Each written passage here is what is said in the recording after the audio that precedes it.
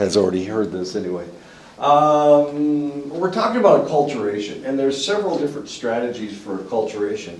One of them is the integration strategy. It's where the individual fully participates in the host culture while at the same time striving to maintain the traditions of one's heritage culture. So for you, it would be if you move to Phoenix, you try to accept the way other people around you are acting, but at the same time you try to maintain your traditions. Of course, we're not moving you very far.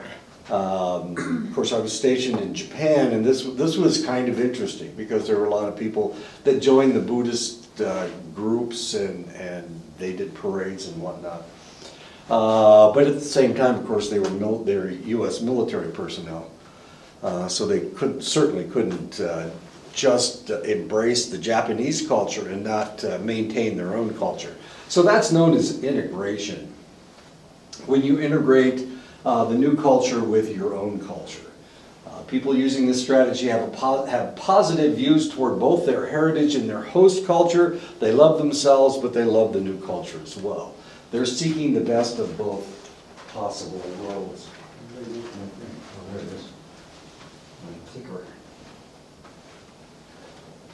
A strategy that involves little or no effort to participate in the host culture or to maintain the traditions of the heritage culture is known as a marginalization strategy. And this happened a lot with native tribes, especially after they went to boarding school, then they would go home. When they went home to their own reservations, they would discover that people rejected them. So they would reject their own traditions. This happened a great deal. And it's one of the reasons that the boarding schools were such a bad deal. The other thing that happened was, but they had been rejected by the white society at the same time because they were darker complexioned, I guess. Their hair was longer or whatever. So they rejected the host. The majority culture as well. They rejected the white culture. So these individuals were marginalized, and a lot of times they had lots and lots of problems. Usually it had to do with them trying to find a way to make themselves feel better, and that usually involved alcohol, and well, alcohol back then. Could you imagine if we didn't go through that?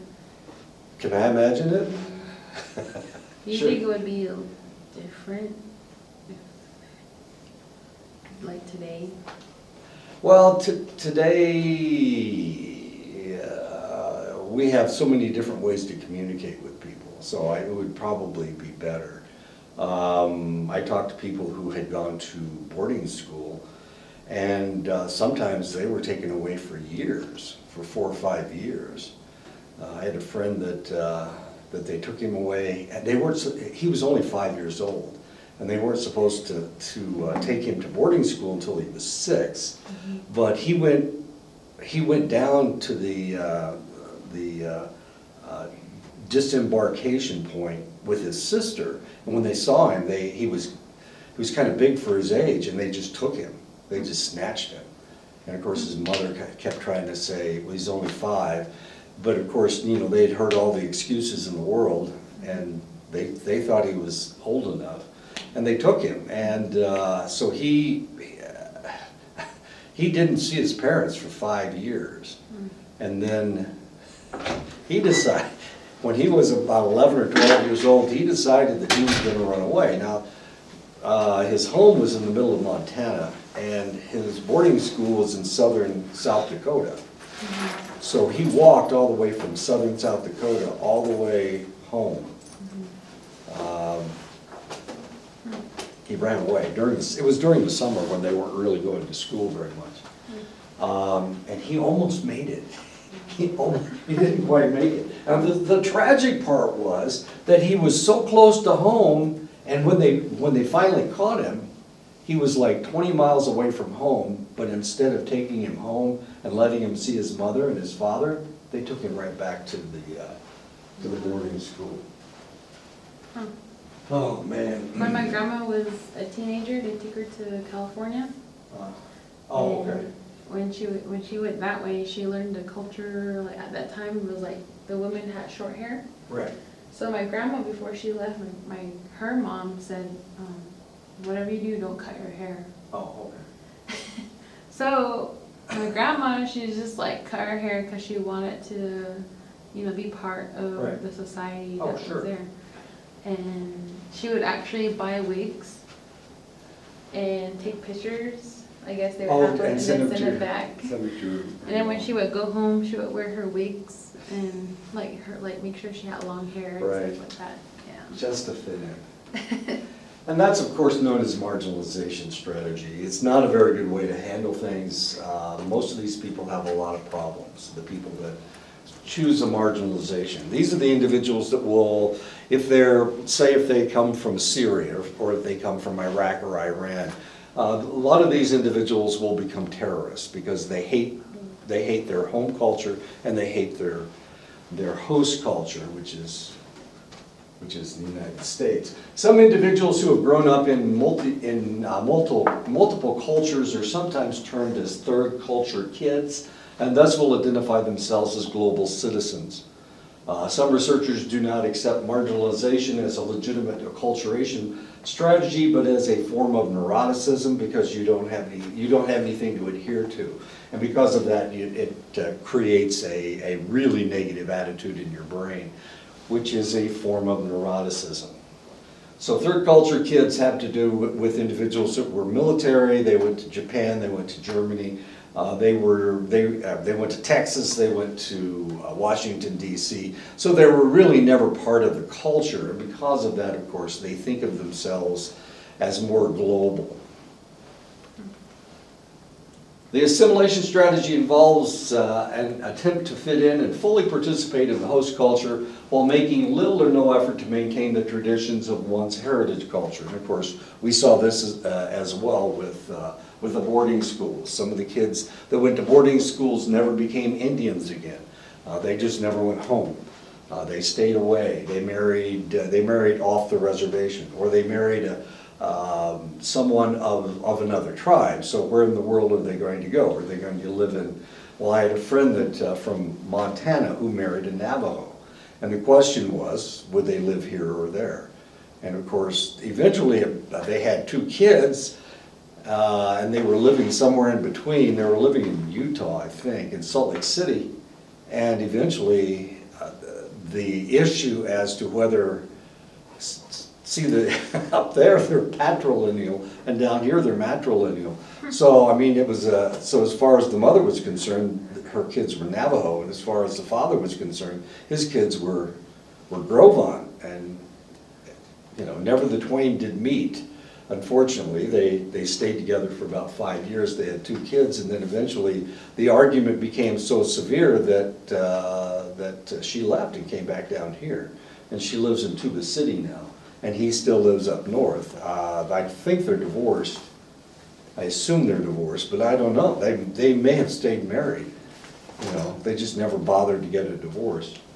Anyway, assimilation strategy. They couldn't decide whether they were going to raise the kids Navajo or whether they were going to raise the kids as Grovan. So they went to school here, but they would summer up in Montana. And when they were up there, they powwowed, they did all the things that Northern Plains Indians do. That must be a stressful situation, or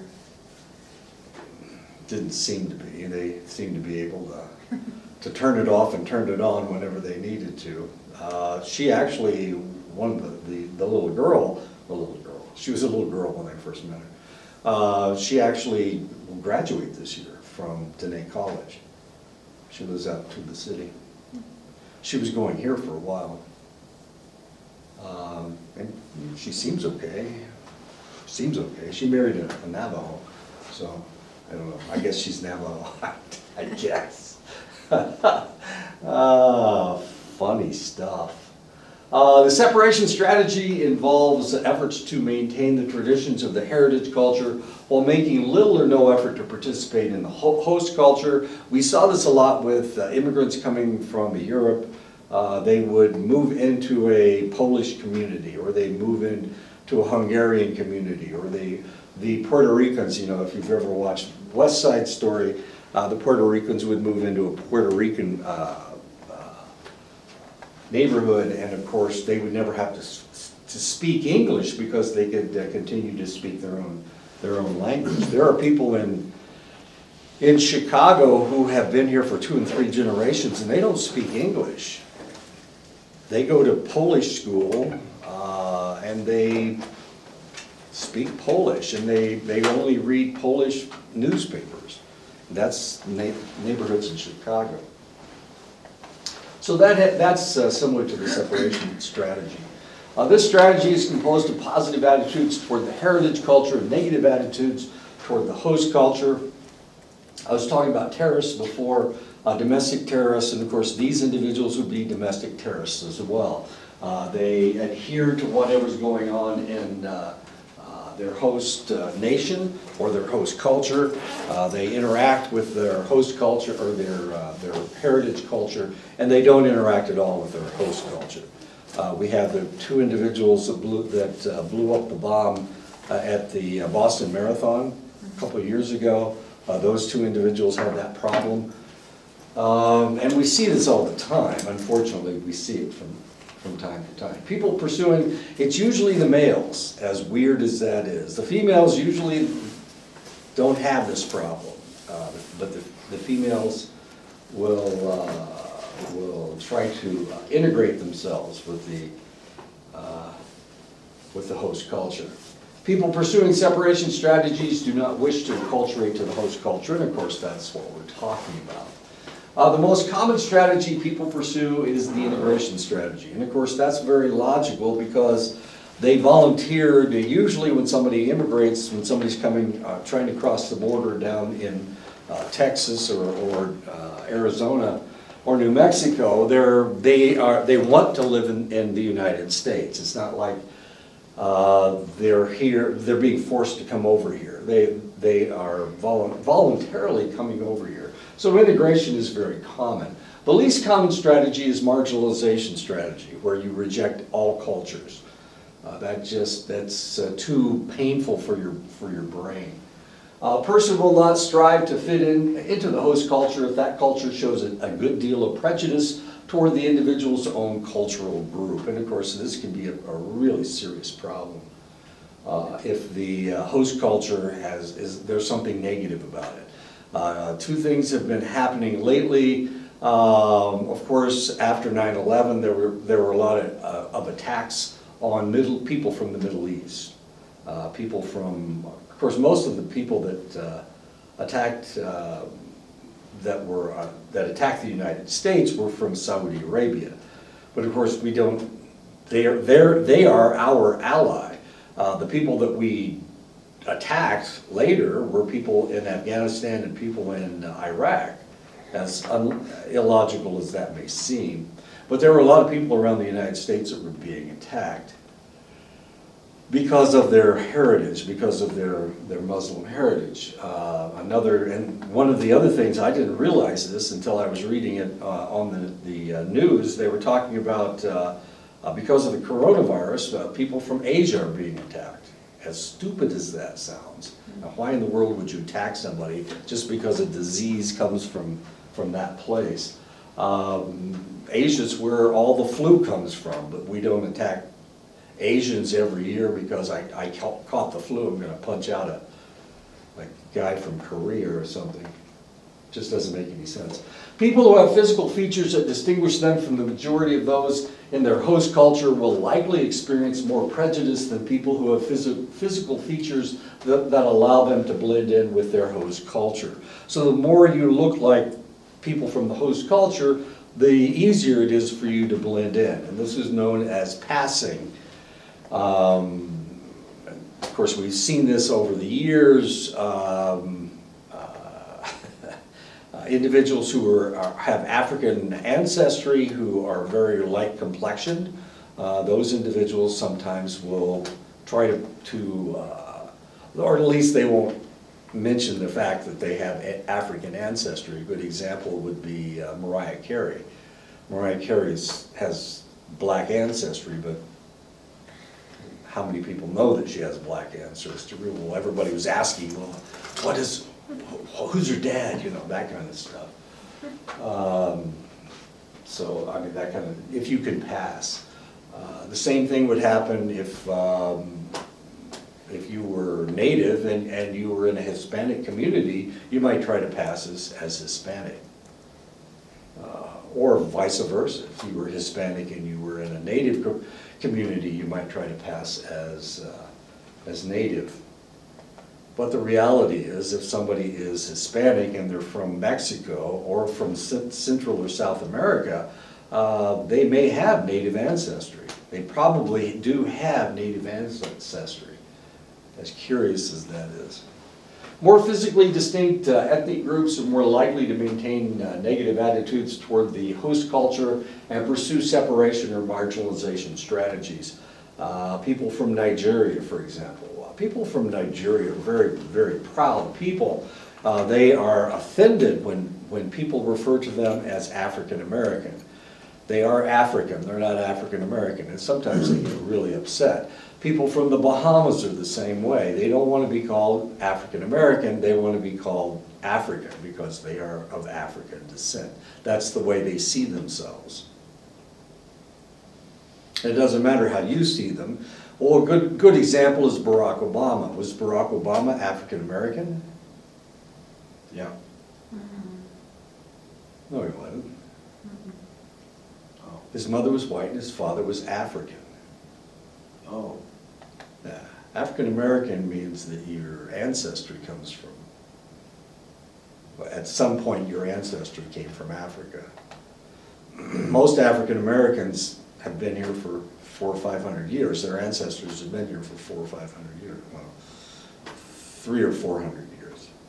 200 or 300, 200 to 500 years.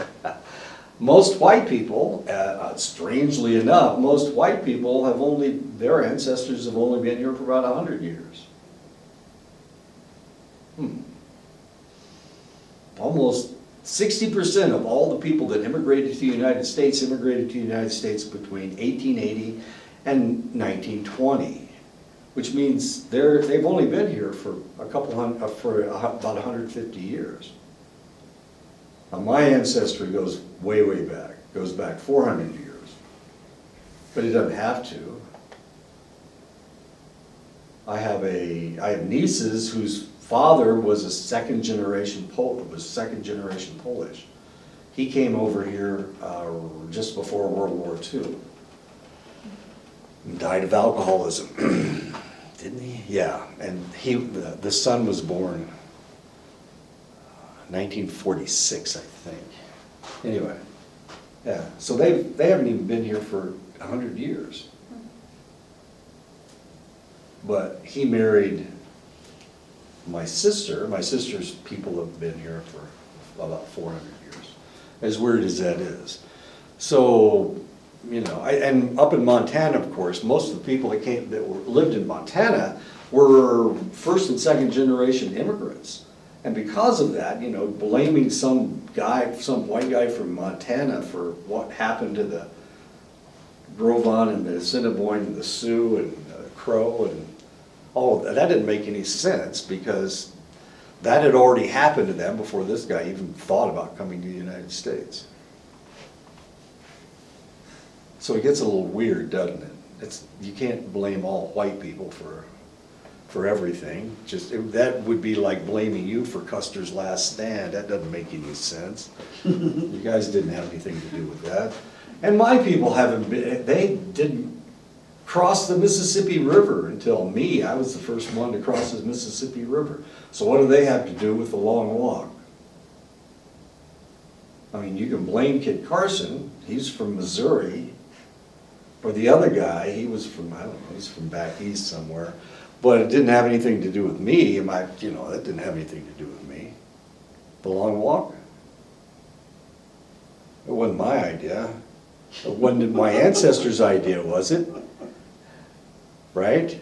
My people were fighting the Civil War. They were fighting over there. Some of them were fighting over in Virginia, some of them were down in Georgia. They didn't have anything to do with it. So it gets a little weird, doesn't it? Who do we blame? Sean wants to blame me, I can see that in his eyes. I was saying, those, probably those who are affiliated with the US government. Okay, so what does that have to do with me? Or my people? Well, My people were farmers in Indiana, and they were also in the army and fighting the war against the Confederacy. Weren't they? They weren't? they were. Okay. So what does that have to do with the Navajo? I don't know. Can you think of anything that has to do with the Navajo? Look, just let I- me blame you guys.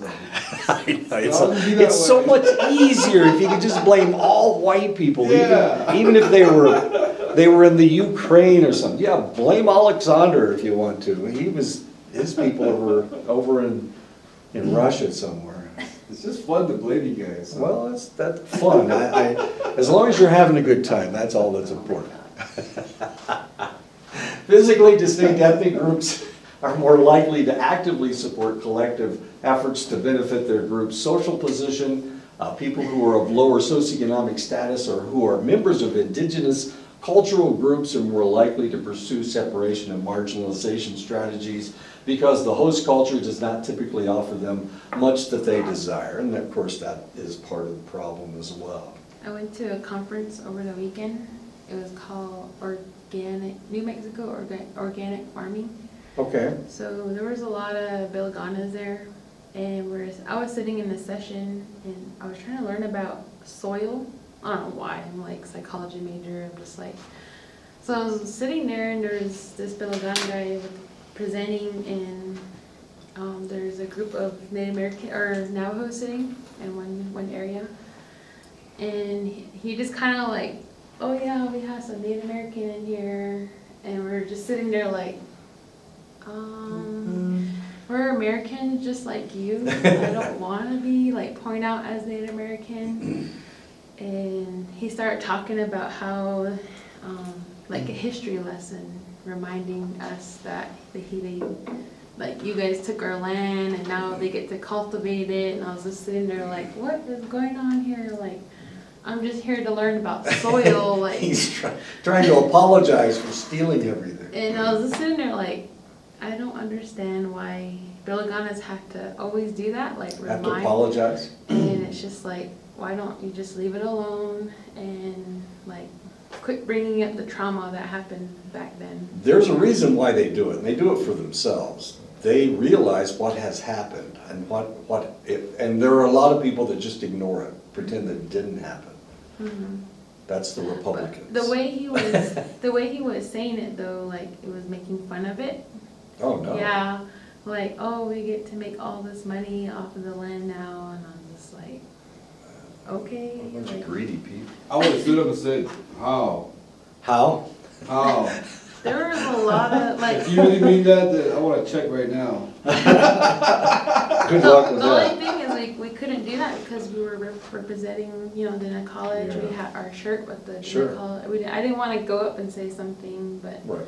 we just left it as is. And I was heated because I took all of Christine Ami's decolonization class. Like, I know. And I was Christine just we like- had a big argument yesterday I was like as boiling. to what to call American Indians or Native Americans. And she said, well, it's better than American Indians. I can't remember what we came up with, what eventually we came up with. Somebody said indigenous people, and Christine just went completely off, because she said that includes all the native peoples all around the world. My God. Yeah. Anyway, I know, it's quite an argument. We had a good time. Yeah, but and it was like Lorma and Christine and Miranda were, I know, three natives are arguing about what to call themselves, I guess. And although, well, guess I was the only white guy in the room. I keep forgetting, I'm the only black. Anyway, I don't think of myself as the only white guy. I just, Marius is there and. Do you feel like you're part of our culture now? Like, do you sometimes? No, I just feel like I'm not part of the culture, obviously not. He feels like he's part of the problem. Yeah, I'm part of the problem. Obviously, I'm part of the problem. But really, he's not. Well, it's kind of interesting because we were having this bull session in my office. Marius and Jeremiah and Patrick and Gregory Redhouse came by, and he starts speaking in Navajo. We're just joking back and forth, and all of a sudden he starts talking in Navajo, and he asked Marius something, and Marius answered him in Navajo, and he asked Jeremiah, and Jeremiah answered him in Navajo. And then he asked Patrick, and Patrick, Patrick Blackwater, and Patrick answered him in English, which I found it was kind of interesting. But he was just trying to break up our bull session, I guess. We were all just joking back and forth. And he was trying to act the ass. And so eventually I asked somebody, well, what the hell was he talking about? And he wanted to know everybody's clans, as weird as that is. Turns out that Marius is Nolly. Who? Greg? Greg, yeah. Oh. Yeah. Yeah, it was kind of an interesting conversation. But he just comes in and just starts Have you asking. learned your clans yet? My clan? Yeah. What clan do you think I come from? You can be like Mr. What's his name? Bart Bearclaw. Yeah. Oh. Do the whole introduction. Well, he's Billigana, Billigana, Billigana, and Billigana. Yeah.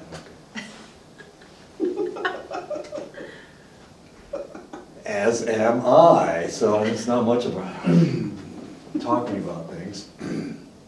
Yeah. Okay. The extent to which majority members of the host culture value cultural diversity and tolerance of cultural differences also predicts the amount of prejudice that immigrants experience. Now, the reality is, if you go around the world, what we discover is there are a lot of host cultures, there are a lot of European cultures, and that reject people that aren't like them. Remember what the Nazis did to the Jews during World War II. Mm-hmm. Well, that was, they tried to exterminate all the Jews that they could get their hands on, they killed. But if you go, even to this day, if you go to Germany, almost everybody in Germany is German. Except they do have people coming in who are Turkish, and they have people coming in who are Italian. Now the Italians, they have acculturated into the German culture. But the Turks are having a really hard time being accepted by the Germans. And so sometimes when the Turks come north and they settle in Germany and they get a job and they all live together, the Germans will attack them.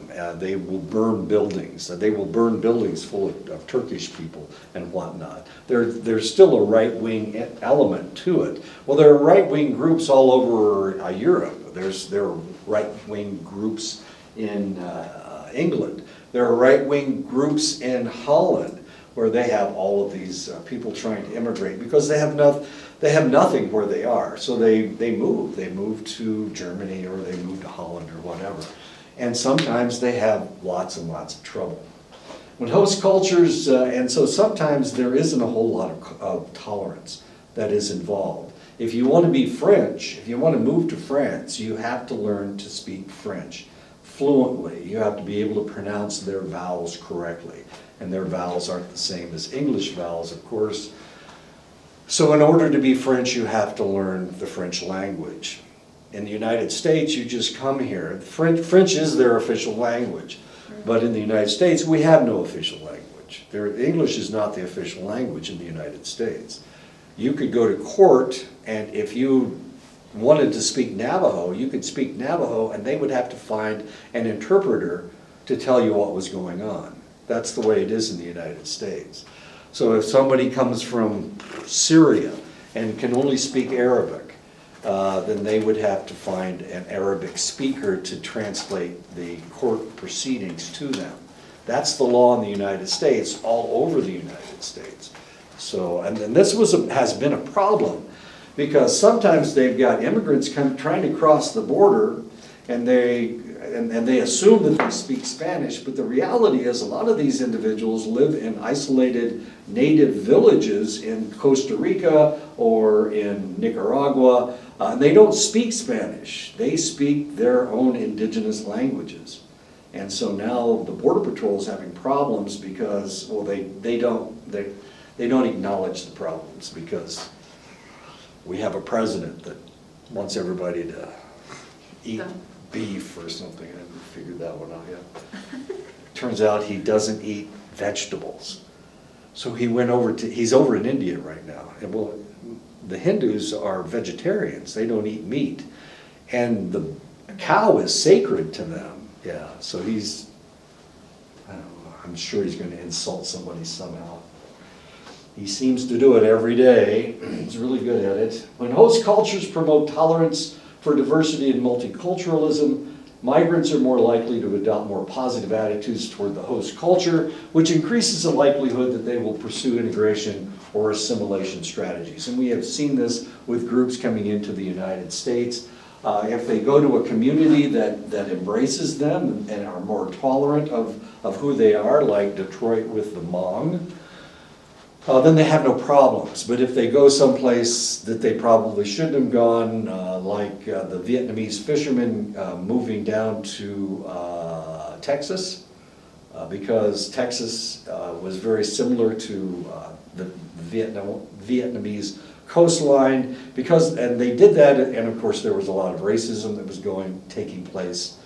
They had lots and lots of problems, and they hated Americans, the Vietnamese down there.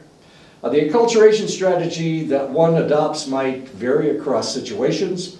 Turkish immigrants in the Netherlands often show an integration strategy in public situations where they act in the mainstream of Dutch ways, yet some will simultaneously show a separation strategy in private, rejecting mainstream Dutch ways when they are in an entirely Turkish immigrant settings. And these are a group of Dutch soccer fans, and as you can see, can you tell which ones are Turks in that group?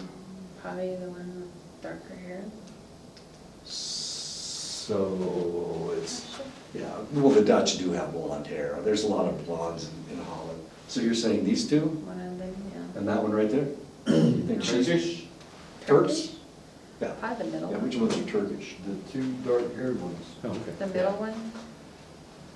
Yeah, she's not. She's actually Dutch. You can see they have a little bit darker complexion, just a little bit. Yeah, they're also shorter. The Dutch are the tallest people in the world, as it turns out. I don't know why. And Turks aren't nearly as tall as the Dutch are. I know. Their women are like 6'1", 6'2". Aren't Turkish like part of Arabs? Part of? Arabians? Arabs? They're not Arabs, they're Turks. But aren't they like The Arabs live a in mixture? Saudi Arabia. There are Arabs in Egypt. There are Arabs in Syria and Iraq and Afghanistan. Not Afghanistan. Those guys are Persian. No, they're Turkish. Oh, okay. They're Turkic, as it turns out. Yeah, they're Turkic. Yeah, totally different, and it's been this way for thousands of years. They all look alike though. That's what they probably say to us too. That's why you go to Gallup and you think everybody's a mellow. They probably say that to us too, like, they all look alike, like, no. They all look alike. No, Turks are lighter complexioned. They're thicker. They're broader shouldered. Arabs are more slender. They're taller. Oh, okay. They have what they call the Hittite Nose. Hittites. It's out of the Bible. Okay. I know. Hittites, yeah, It's a hooked nose. It's a hawk-shaped nose. Mm. It's a relatively large thing. But as you can see, those two Turkish women don't have large noses. Got a beak, huh? Yeah, well, they have a beak, yeah, you can say that if you like. The four acculturation strategies, assimilation, integration, separation, and marginalization, are hypothesized to yield different outcomes in the acculturation process. The strategy that is hypothesized to result in the lowest degree of acculturative stress is the integration strategy, and much research shows that this strategy yields the most favorable outcomes. Sometimes immigrants will adopt the fast food eating habits of Americans. Among immigrants who have lived in the United States for less than a year, 8% were obese. Among those who have been here for 15 years, 19% were obese. This approaches the obesity rate of American-born residents at 22%. So as you can see, the longer you live in the United States, the more you eat the crappy food. And of course, we've seen this with the Japanese, we've seen this with Hispanic people coming up from Central and South America. We see this a lot, obesity. Really kind of interesting, I was on a Fulbright trip to South and Central America. And while I was in Peru, I was really amazed there's no fat people in Peru. I couldn't find the first obese person. It was amazing. They eat, it's the food they eat. They eat a lot of vegetables. And they do eat meat, but they don't eat meat as frequently as we do, well, as frequently as the president does, who has hamburger. I didn't realize, I didn't know his menu. He eats three things. He eats steak, hamburgers, and meatloaf. And that's what he eats. And potatoes. He's gonna die early. Well, he's in his 70s already. It's already too late for him to die early. But he eats no vegetables. That's the most bizarre part. I can't figure it out. He must have good genes or something.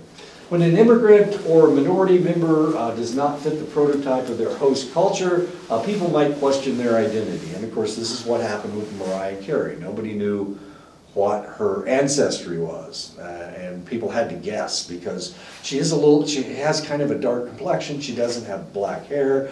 Her hair's straight. So what is she? Was she Puerto Rican? Was she African American?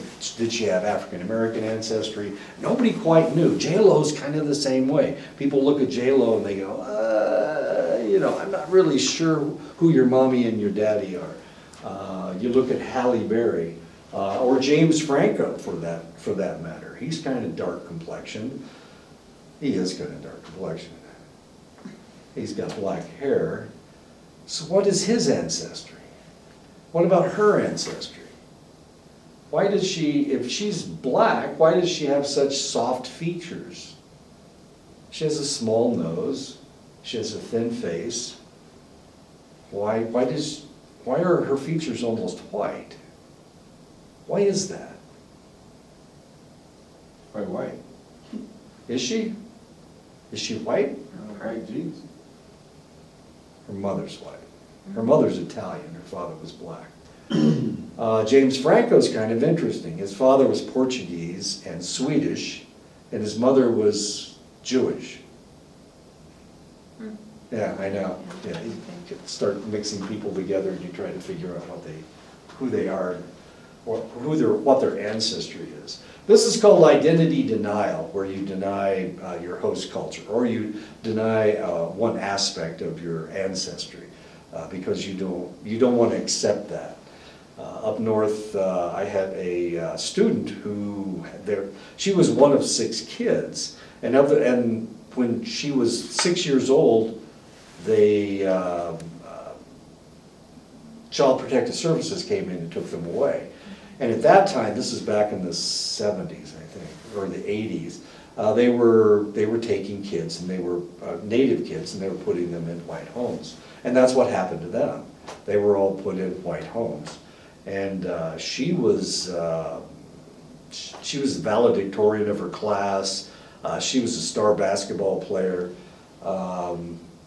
And her brothers and sisters, of course, were in the area, and they were her brothers and sisters. But three of her brothers and sisters refused to be identified as Native.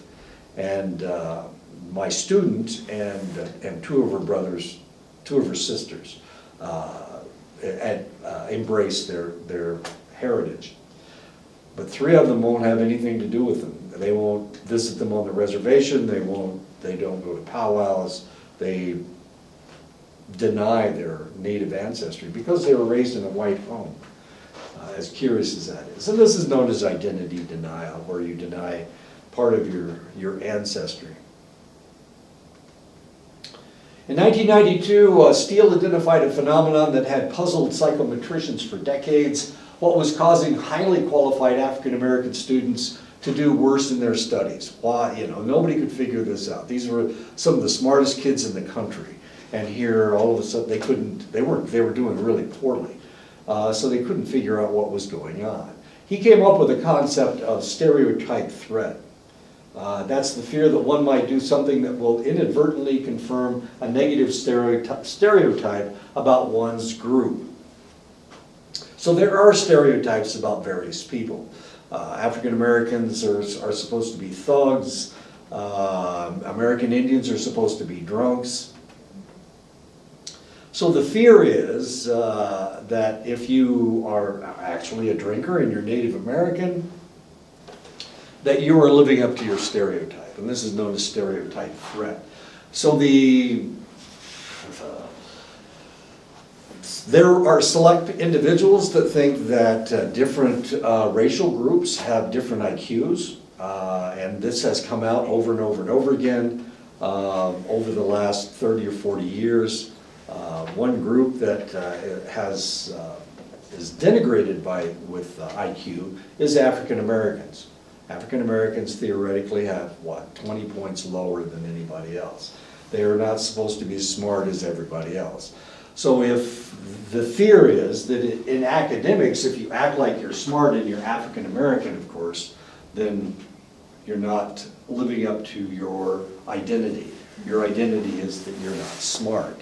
It's the same way with an Asian, and of course this is a joke, but the reality is that Asians tend to be really good in mathematics. The reason they're really good in mathematics is because if you know anything about their educational system, they spend a lot more time studying mathematics. Not only that, but the number system fits better with the Asian words for the numbers than the English system of identifying numbers, as weird as that sounds. So they spend more time at it, they study harder, and they do very, very well in math.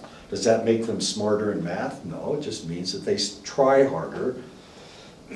Doesn't have anything to do with the fact that their eyes are a different shape. That doesn't make them really good at math. I thought, like some kind of special rice that makes them all smart. If they did, I would feed it to everybody, okay? I've taught statistics, and it ain't a lot of fun sometimes, trying to teach people statistics. This is a problem we have in the United States. We've got people of all kinds of strange ancestries in the United States, but Americans are really bad at math, and the reason is because we don't spend a lot of time with mathematics. If you want to understand how other countries deal with this stuff, just talk to Alexander or Dr. Wang, is that his name? Yeah. I see him walking past my house every morning. I mean, he's really smart. He's really good at math, so why is he better at math than me? Why can't I do math? Well, the reason is because I didn't take any math classes. I just took whatever I had to, and then I started studying history and political science, psychology, medical technology, that kind of stuff. But I didn't study mathematics. My son is an analytic, applied mathematician. I know, he's got a master's degree in mathematics. I know, it's insane. The kid's just nuts. I can't understand a word he says. And now he's studying computers. Well, geez, I can't even figure out how Zoom works. And here my son's studying IT. After achieving acculturation, an immigrant becomes bicultural.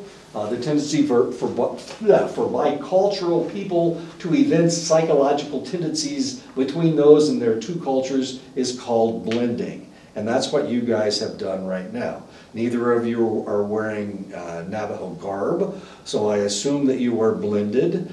The clothes that you're wearing is not Navajo clothing. Well, it's dark, I guess that counts as Navajo clothing. Anything black or gray, dark gray. Both of you have dark gray on, that's kind of interesting. This is known as blending one culture with the other.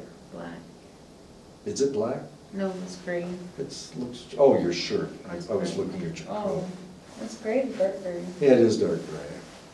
I call it dark gray. Okay. And I purposefully wore white pants today with a blue shirt. I try not to wear black. I try not to wear gray. I don't want you guys to get confused and think that I'm a wannabe Navajo.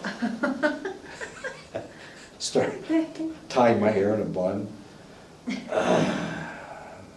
growing my hair long and tying my hair in a bun.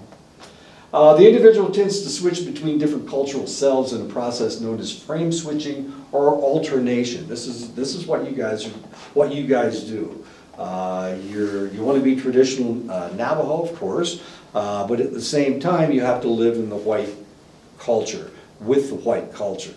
So you are not dressed like Navajos. You are. I don't know how Navajos would dress in the cold weather. Would you wear a blanket? Is that how you would cover yourself? A blanket? Yeah, a blanket. What? Traditionally, yep. Yeah, but I think you're wearing a coat today. No, it's a blanket. You have a blanket? Used to be a blanket, but then I switched that to a coat, so. Okay. What was your question? I'm sorry. What was your question? What did you guys wear in the cold weather? I know what they wore up north. They wore buffalo robes. We had serapes, Serapes? Yeah. That sounds so Mexican. but then before that was just Skins? skin. Yeah, one kind or another. When it comes down to actual Navajo attire, it's not what they do nowadays. It's actually skin. That's all it was. Well, jeans. I mean, almost everybody's wearing jeans. Yeah. They talked about how women used to wear mountain lion skin Yeah. Okay. mountain lion skin. as their dress. Oh, wow. It was a one-piece dress, and it wasn't like how what ladies wear, all tight and fit. Right. It was like big on them. Loose. Yeah, it was very loose. Okay. So We weren't able to wear deer skin because that vibe of the deer, it creates what they call it, sexual feelings and makes you go intentions. crazy too. Makes deer you go crazy like that. Is that right? Is that why all the other tribes were so nuts? I mean, it's just It like just makes you wanna, it has that vibe on it. Okay. Yeah, so Okay. nowadays, people utilize that spirit, the deer spirit, in order to get, they use that as bad medicine to get Huh. partners. They break up families with it and stuff like that, so. I knew a Kiowa lady that wore deer skin all the time. But for us, that's how sensitive we Yeah. were Oh, towards she was it. married to a Laguna guy. But some of them, they were probably used to that. Yeah. But for us, we noticed that, so we only had to wear, cougar skin was hard to get. Well, we can imagine, not that many Yeah, mountain lions I around. think A lot of that, naked women wandering around looking for a Buffalo? cougar. buffalo skin, Yeah. mostly just buffalo blanket. but the cougar, the mountain lion is really high price. Yeah. And Oh, you mean today? Today, Yeah, yeah. today. There's not that many around Especially if anymore. it don't have a hole in it. Oh, Yeah, a bullet hole? yeah, or arrow hole. Any kind of skin that doesn't have a hole or any kind of puncture wound, it's worth a lot of money. It's a lot. I can imagine. Yeah. You're But, considered yeah, like wealthy. it all dates back, really, when you actually talk about Navajo-ness, we're talking about ancient days before colonization or civilization Sure. became a part of this land. Mhm. Then there's also the adoption of serapes, the weaving techniques that came. Sure. And all of that. Then after that, Well, there weren't any Fabric. sheep, so there wouldn't be any Mexicans. Yeah, there was no Until the sheep. Spanish Yeah. got here. Yeah. Or Spanish, yeah. And then also, yeah, the weaving, the serape making, stuff like that. Right. So that's one thing that people talk about. They talk, oh, isn't that low, this and that. So it's probably evolutionary, because you had the Spanish here, and of course they brought then you adopted Exactly. a different way Evolutionary, of dressing, of course. If you look at it like nearby tribes, and you can see like similar things that we have from them. Sure, That we adopted from them. right. So, Ribbon shirts. yeah, well, that one's recent, but like, sash belts, they came from Hopis. He doesn't say the word hope. Oh. Yeah. Navajo. He just calls them Pueblo. But if you look at their attire, like the way they dress, it's very similar to how we dress. Same with the zoomies and Sure. like shells, the turquoise. And it's very. He just similar. calls them Pueblo. Yeah. Hello. He's on.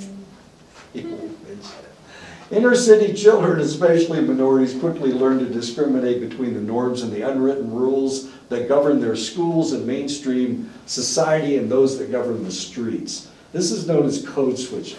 It's an essential skill for inner city children to learn if they are to survive and succeed in these two divergent cultural contexts. So they're either on the street or they're in school, and they have to know how to act in each environment. Okay. Anderson in 1999 argues that such children must learn to switch between the code of the decent, which is the school code, and the code of the street as they deal with people in their school culture and their street culture.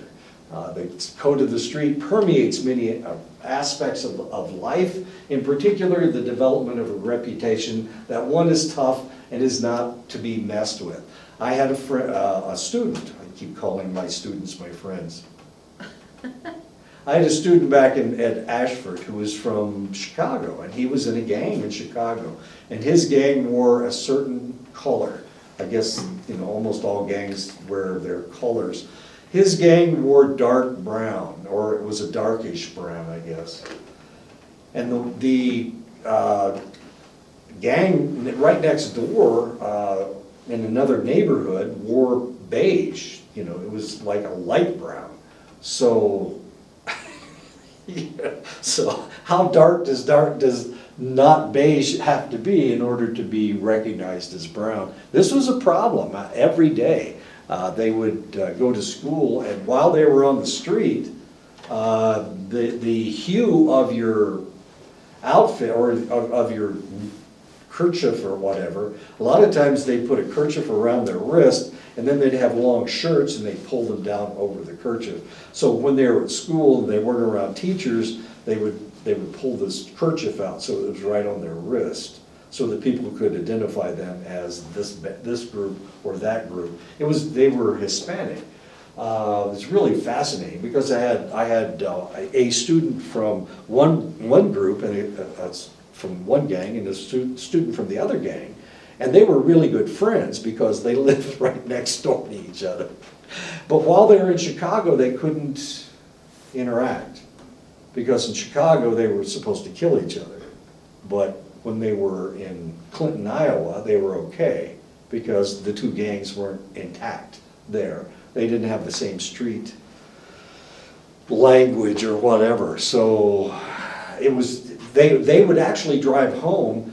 One would leave, the other one, whoever drove would drop the other one off before he got into his neighborhood, and then he would drive home because he couldn't go home with his friend, who was his good friend. And they used to laugh about it all the time, as weird as that is. So here I am, of course I'm ignorant as hell, and I'm talking to these two guys, and they're trying to give me all this information, and I'm trying to psychoanalyze what's going on. Anyway, eventually I figured out I was dumb as dirt and didn't have a clue what was going on. And they told me I was dumb as dirt, so I figured it out. Multicultural, but I had colleagues who didn't want to hear any of it. They didn't want to understand. They wanted to pretend that everything is always the way they want it to be. Yeah, to pretend that this type of antipathy didn't exist on the streets. That things were solvable just by me telling them what to do. It would be like me coming here and telling you guys about what your culture is supposed to be. That just doesn't make any sense. Anyway, so I used to have arguments with this other colleague of mine all the time. And he would get angry because he didn't understand, and he didn't want to understand. And he'd get angry because I cared about these two students. One of them is dead. He was killed in a drive-by. He was a senior. He had just become a senior. Now the weird part is that his friend went to his funeral, which wasn't supposed to happen. But he went to his funeral anyway. I was afraid he was going to get killed. Multiculturals engage in frame switching through the language that they speak. The language that people speak seem to activate an associated cultural network, and this influences how they think. When bilinguals switch between languages, they're not just bringing different vocabularies and grammars to mind, they seem to be bringing different selves to mind as well, as curious as all of that is. And that was the problem with Greg coming in and speaking Navajo when we were joking around when we were having a bull session in my office. Researchers found that people who had lived in more than one culture were more likely to come up with outside-the-box creative solutions to a problem than those who lived in only one culture. Now this is really kind of fascinating. If you live in more than one culture, you have to learn how to live in both of those cultures. And you have to learn how to switch back and forth between one culture and the other. It turns out that the people who do this, who live in more than one culture, who have lived in more than one place, are more intelligent, they're more creative. Let me say that, not more intelligent. They're more creative. It's not that they speak more than one language. What, are you going to spit on me or something? I'm all being cool. I'm intelligent. Right, I was gonna say, There we that's go. right, but. You just said creative. So. Darn. Maddox and Galinsky in 2009 further found that those who had merely visited other cultures as tourists did not show any comparative creativity advantage. In other words, just because you happen to go to England for a month doesn't mean that you're so much smarter now than you were before. The reality is you probably didn't learn that much about their culture. You didn't really have to integrate yourself into that culture. And it's the integration process that makes you that much more creative. So if you've ever lived off the reservation, and you did, didn't you? Okay. Yeah. For how long? When I became a first grader. Okay. Wait, hold on. From kindergarten all the way to 3rd grade. Okay. And then I moved to the res from like 4th to 5th, and Okay. then I moved back. And I went to Holbrook from like. Oh my God, not Holbrook. And I went from like 6. That's like the Nazi culture, isn't it, in Holbrook? Yeah. It's pretty bad. There's called the Snob Hill, where all the rich people live. Is that where you lived? No. Oh, okay. No, I lived in the I guess remember how there's a hill and then there's like a lower, I lived in the poor lower area. Down in the valley. Yeah. Okay. But we called that hill on top Snob Hill. Snob Hill? Because that's where all the rich kids came from. Snob Hill. And then we moved back to the res, and then I took the bus 1 hour commute. 1 hour one way, 1 hour back. Cool. Yeah. What's high school? Holbrook High School. Holbrook High School. Oh, I'm sorry that you went to Holbrook. It was all right. Okay. There were some Navajo teachers there. That Okay. were pretty, They didn't treat you that bad? But a lot of those Billigana teachers, they read the Tony Hillerman. I noticed that. Oh, okay. That's okay. the reason why it attracted them to teach.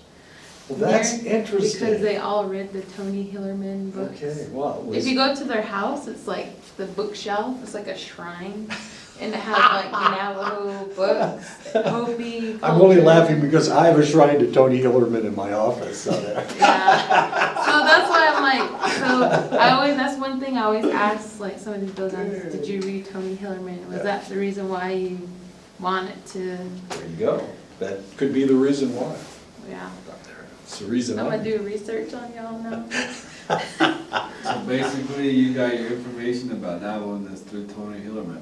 Oh, I read Tony Hillerman when it first came out, so I've been. That's what they all say too. Yeah. That's what they all say, yeah. Oh, really? Yeah, Okay. all the books I read it when it first came out, I'm like, Yeah, okay. He's good, he's a good writer. And then you're gonna say that I just- there's a- your mother was 160 I'm sorry? Cherokee princess? No. No, It's I've already really- told you guys I'm probably the whitest guy you've ever it's met. really interesting too, cause Holbrook is like the Baha'i, you know what the Baha'i, Yeah. the religion is starting to increase there? Not everybody knows the Baha'i, but I had a girl, I had a girlfriend that was a Baha'i. Yeah. I practiced it for, I think, 3 years. Oh, is that right? Yeah, until I met my first husband. It's an Practiced. interesting philosophy. Mhm. Yeah, I was just interested into learning about Right. it. And the one thing I really liked was the meditation, Right. and then like Well, I never did that. mind over body, like Baha'i? Baha'i. yeah, What's that? it's another religion that integrates all religion into one, but they praise Allah. I don't remember praying to Allah, but Yeah, it's mainly, it's not like more of God, like the name. Oh, yeah, yeah, It's yeah. more I thought it was Allah. more Hindu. Yeah, but they read the, Okay, or I know they what read the you're talking Quran, Right. and They also read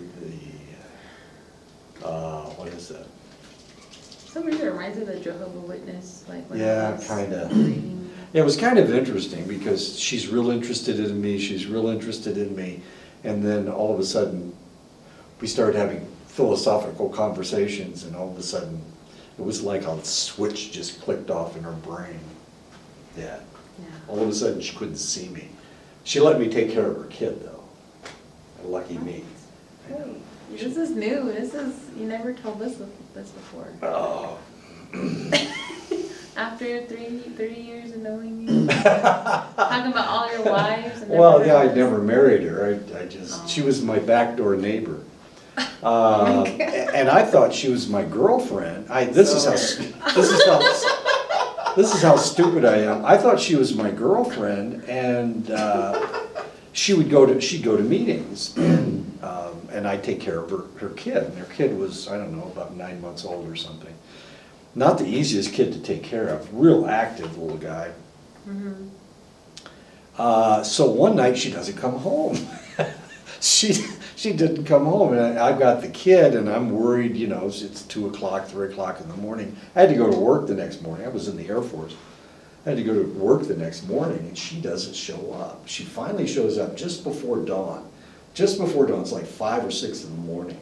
And I asked her, where were you? She said, well, I was with my fiance. I'm going, what? Okay.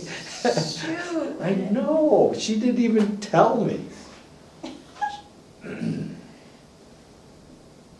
It's cold. That was Damn. cold. Women are Damn. not nice people. They actually are, it just depends on what they believe in. Or how they were raised. Well, it was kind of interesting because according to her, she didn't have to be ethical with me because I'm not Baha'i. I was not Baha'i. If I'd been Baha'i, then she would have treated me differently. That's what she told me. That's the last time I took care of her kid, I can tell you that. Like, yeah. My kids loved him. He was just, they'd play with him and have just a great time. And she was my backdoor neighbor, so the next thing I know, she moved in with whoever this other guy was, who didn't like kids, and that's the reason I got to watch the kid. Visiting other cultures, and she'd been dating him. I thought she was dating me, but you know, she was dating him, and evidently she was just messing with me. I got messed over. It's like a lifetime movie right there. I know. Visiting other cultures. Tell me about it. Oh my gosh. Visiting other cultures is quite different from living in another culture because the former does not involve any adjustment on the part of the individual. I talk about the military all the time. When I was over in Germany, one of the things that I noticed was that a lot of guys didn't have enough money to go to do anything on the economy. They stayed on base all the time. These guys spent 3 years in Germany and didn't know anything about Germany, nothing at all. My family, however, we used to go out and we would do what they called Volksmarching. You'd walk 10 or 20 kilometers and they would give you, an award for it. And we did this every weekend. Sometimes we would go to 2 or 3 Volksmarches in a weekend. And at that time, of course, we got to see all of Germany and we integrated ourselves into the culture. We had a good time. We had a really good time. Do you have ancestry from there? From Germany, I do, but, it's 300 years ago, so whatever that town was when my ancestors were there, it's not that way anymore. We were stationed in Western Germany, over by Luxembourg and France. And I think my German ancestors came from Leipzig, which is over by Berlin. So, real different. Adjusting to life in a new culture is more likely to provide one with an additional perspective, and this appears to be associated with enhanced creativity. And of course, that's why we say that they are more creative. One reason that multicultural experiences foster creative thinking is that living in different cultures fosters a way of thinking called integrative complexity, a willingness and ability to acknowledge and consider different viewpoints on the same issue. So if you are Navajo and you've only been Navajo and you've only lived on the reservation, it's difficult for you to even comprehend what other people are thinking. Somebody's Hopi, Pueblo, somebody who's Pueblo, or somebody's from Albuquerque, because you just don't understand. You can't comprehend how they could think differently than you do. I know this is the way things are because I used to come from Muncie. I'm from Muncie, Indiana, and when I was a kid, I just lived right there. That's the only thing. I never really traveled anyplace else. I never really lived anywhere else, and I couldn't imagine how other people thought. And I didn't understand that until I went away to college, and I had a roommate from Boston. Well, he's from Fall River, which is right across the bay from Boston. But he was from there, and when we started talking, I realized, my God, his way of thinking is completely different from mine. His way of talking was really weird. I know. It was strange. So I figured it out. I figured it out after I went away to college. Now the problem coming here is that you only run into other Navajos. You don't really run into other people. And if you go to ASU or U of M, UNM, or the U of A, then potentially you'll run into people from a different culture. And you'll learn what they're all about. It's real interesting. My husband, he's always been in the Gucci. Oh, really? Always, growing up. And sometimes I have to explain to him, how other Navajos think? Yeah, in a way, each culture is different. Right. And try to explain, each person thinks differently. So you have to, when he's coaching, we're, doing, STEM activities. Mm-hmm. He's always, asking, why are these kids like this? Why are they, some kids are, they're really out there, outspoken, but some kids are just isolated. And I tell them, each person grew up differently.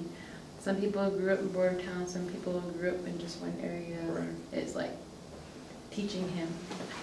It's kind of sad you have to teach your husband about why people are different. But he gets an understanding because he went to college, but he's still trying to figure out, I guess. Well, it may be like what happened in the military. You were living in Germany, but you never left the base. It may be that he only interacted with people like him. people that are from this portion of the reservation. He didn't talk to the people from Crown Point, and he wouldn't have anything to do with anybody from Tuba City.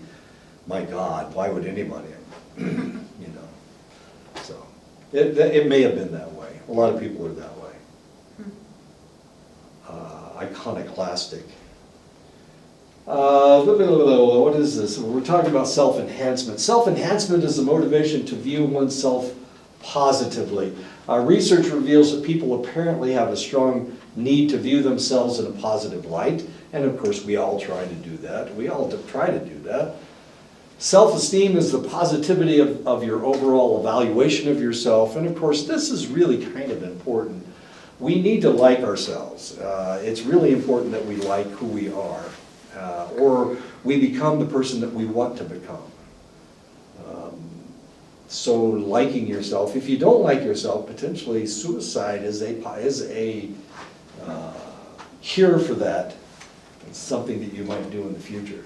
In a study done in Canada in 1999, Heine and colleagues, Heine is the author of your textbook, by the way. Heine is a really fascinating person. He's from British Columbia, he's from Western Canada, but right out of college, he went to Japan and he married a Japanese woman. And that's the reason he wrote this book. Or that's the reason he got into cultural psychology. Okay, so what's he doing? 93% of European Canadians had self-esteem scores that were above the midpoint of the scale. So they thought really highly of themselves. Self-serving biases are tendencies for people to exaggerate how good they think that they are. And of course, we're all really, really smart. Well, we can't possibly be all really, really smart. If we take an average of all the people in the United States, we should be right around 100. You know, our IQs should be right around 100. But we all think of ourselves as a lot smarter than that. We're smarter than the average bear, as it were, just like Yogi was smarter than the average bear.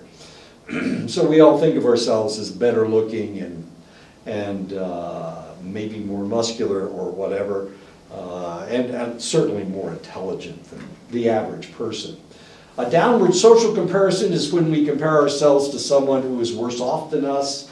We are seeking to form a favorable comparison that casts our own performance in a positive light. So we're always looking for something positive, and even if something positive didn't happen, we will interpret it in a positive manner so that it won't attack our self-esteem.